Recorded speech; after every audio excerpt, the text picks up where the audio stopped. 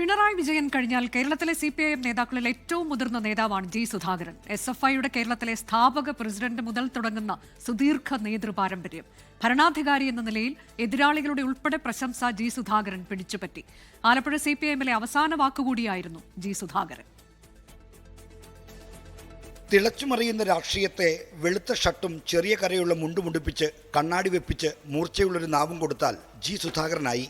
എന്നാൽ അതിന് ജി സുധാകരൻ്റെ ചൂടും ചൂരും കൈവരണമെങ്കിൽ അഴിമതി വിരുദ്ധതയും കടുകട വിട്ടുവീഴ്ചയില്ലാത്ത സംഘടനാ കാർക്കശ്യവും കൂടി സന്നിവേശിപ്പിക്കണം. മലയാള മാസത്തിലെ ആദ്യ ദിവസം അയലത്തെ വീടുകളിൽ ഐശ്വര്യക്കണിയായി 1-ാം തീയതി കയറിയിരുന്ന ബാലൻ പിന്നീട് കേരളത്തിലെ CPIMന്റെ ഐശ്വര്യമായതാണ് ജി സുധാകരൻ്റെ ചരിത്രം. SFIയുടെ കേരളത്തിലെ ആദ്യ സംസ്ഥാന പ്രസിഡന്റായിരുന്നു ജി സുധാകരൻ. കോടിയേരിയെയും MA ബേബിയെയും AK ബാലനെയും പോലുള്ള നേതാക്കളെല്ലാം പിന്നാലെ വന്നവർ. പിൻപേ വന്നവർ മുന്നിൽ കയറി സംഘടനാ നേതൃത്വത്തിൽ കസേരയിട്ടിരുന്നപ്പോഴും തലപ്പൊക്കം കൊണ്ട് ജി സുധാകരൻ അവർക്ക് സമശീർഷനോ മുകളിലോ ആയിരുന്നു. 1977 ഡിസംബർ 7 വ്യക്തിജീവിതത്തിലും രാഷ്ട്രീയ ജീവിതത്തിലുമായി ജി സുധാകരന് ഏറ്റവും വലിയ നഷ്ടം സംഭവിച്ച ദിവസം.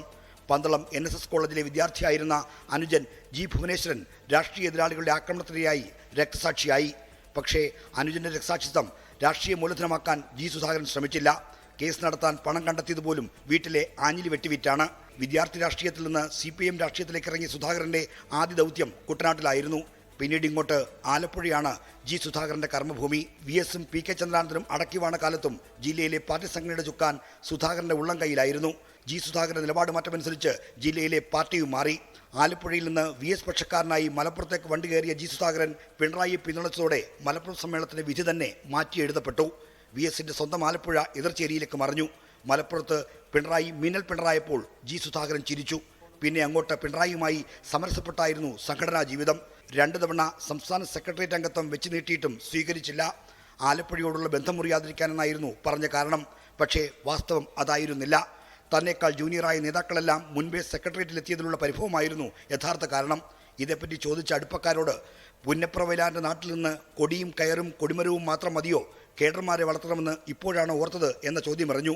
മർമ്മവേദിയായ ഇത്തരം ചോദ്യങ്ങളും നിലപാടുകളുമാണ് ജി സുധാകരൻ്റെ സവിശേഷത. അത് ചിലപ്പോൾ ആരാധകരെയും മറ്റു ചിലപ്പോൾ ശത്രുക്കളെയും നേടിക്കൊടുത്തു. എങ്കിലും ആരെയും കൂസിയില്ല. പറയാനുള്ളത് പറഞ്ഞു. വാദിക്കാൻ വന്നവരെ തകർത്ത് തരിപ്പണമാക്കി. ആലപ്പുഴയിലെ പാർട്ടിയിൽ അനുഷ്ഠേയനായി സർവശക്തനായി വാണപ്പോൾ അപ്രിയം തോന്നിയവരിൽ പലരെയും വെട്ടിനിരത്തി. അവരിൽ മികച്ചവരുമുണ്ടായിരുന്നു. ഇന്ന് ജി സുധാകരൻ പൊളിറ്റിക്കൽ ക്രിമിനൽ എന്ന് വിളിക്കുന്ന പലരും പണ്ട് അദ്ദേഹത്തിൻ്റെ സിൽബന്ധികളായിരുന്നു എന്നതും ചരിത്രം. സംഘടനാ രംഗത്തുള്ളതുപോലെ പാർലമെന്റ് രാഷ്ട്രീയത്തിലും ഏറെ മികവ് പുലർത്തിയ ആളായിരുന്നു ജി സുധാകരൻ.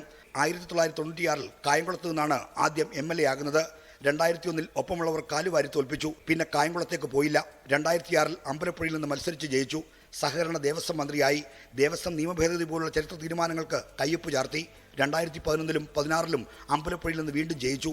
16 പൊതുമരാമത്ത് മന്ത്രിയായി. പുതിയ കാലം പുതിയ നിർമ്മാണം എന്ന മുദ്രാവാക്യവുമായി വകുപ്പിന്റെ സുവർണ്ണകാലത്തിന് നേതൃത്വം കൊടുത്തു. 2021 അമ്പലപ്പുഴയിൽ പഴയ ശിഷ്യനായ H സലാമിന് വഴിമാറിക്കൊടുത്തു, അല്പം അനിഷ്ടത്തോടെ. സലാമിനെ തോൽപ്പിക്കാൻ ശ്രമിച്ചു എന്ന ആരോപണം വന്നതോടെ പാർട്ടിയുമായി മാനസികമായി അകന്നു. നടപടി വന്നതോടെ അകൽച്ച പൂർണ്ണമായി. ഒടുവിൽ 63 കൊല്ലത്തെ പാർട്ടി ജീവിതം മതിയാക്കി ജി സുധാകരൻ പടിയിറങ്ങുമ്പോൾ CPIMന് അതൊരു നഷ്ടമാണ്. തിരഞ്ഞെടുപ്പ് രാഷ്ട്രീയത്തിന്റെ മർമ്മമറിയുന്ന ജി സുധാകരൻ മത്സരിക്കുക കൂടി ചെയ്യുമ്പോൾ എന്ത് സംഭവിക്കുമെന്ന് കണ്ടറിയണം, കണ്ടുതന്നെ അറിയണം. R. ശ്രീജിത്ത്, 24, തിരുവനന്തപുരം. ലോകത്തെവിടെയായാലും ഏത് സമയത്തും 24 വാർത്തകളും ഓഗ്മെന്റഡ് റിയാലിറ്റി പാക്കേജുകളും എക്സ്പ്ലെയിനറുകളും വിശദമായി കാണാൻ ഞങ്ങളുടെ YouTube ചാനൽ നിങ്ങൾക്ക് സബ്സ്ക്രൈബ് ചെയ്യാം.